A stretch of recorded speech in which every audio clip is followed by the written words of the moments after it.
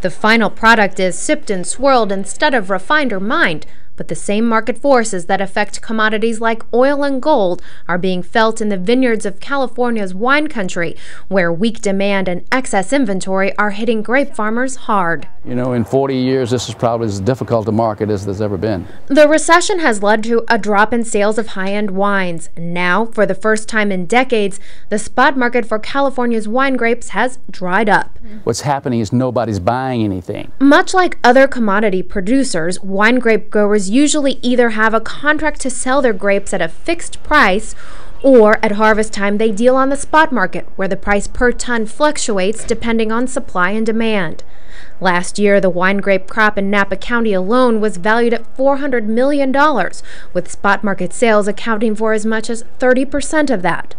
And this year, as the 2009 harvest comes to a close, the largest seller of premium wine grapes in the region says there was virtually no spot market for his grapes. Says at the end, the big wineries come in and buy the grapes at low prices, the spot markets you talked about, but they didn't come in this year. So thus we're forced to take the perishability out of our product and then make wine for ourselves, which means we don't get paid for the grapes. Beckstoffer, whose family business supplies thousands of tons of grapes each year to the region's premium winemakers, will process many of his unsold grapes into bulk wine and sell it later. And while that means he and other grape growers have to wait for their money or float the losses, it could be good news for consumers. The bulk wine is also excellent fruit, and that will go to people you normally don't sell to. That will go into, let's say, a $20, $25, $30 bottle of wine, and that will be better wine for that price than you've seen in years. So the consumer, both at the very high end and for the full range of premium wines, should be looking for 2009 to be a fabulous year. Turrentine brokers agree that the bulk wines from the 2009 harvest could be excellent, especially blends containing premium grapes from California's North Coast. Turrentine says there was a spot market for sellers willing to take a deeply discounted rate over last year. Those that weren't were left to figure out what to do with the grapes. Silicon Valley Bank's Rob McMillan explains that the weak spot market is a result of wine distributors clearing out their inventory.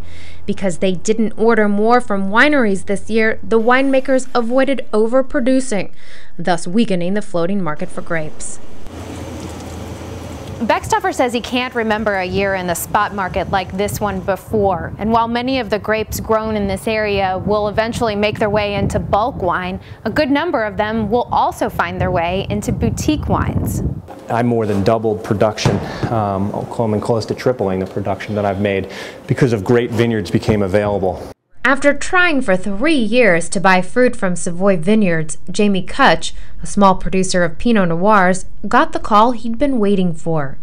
Again, just because of a little bit of a slowdown of the economy and people pulling back how much wine that they wanted to produce because inventories were getting backed up, I had opportunity to step into that vineyard.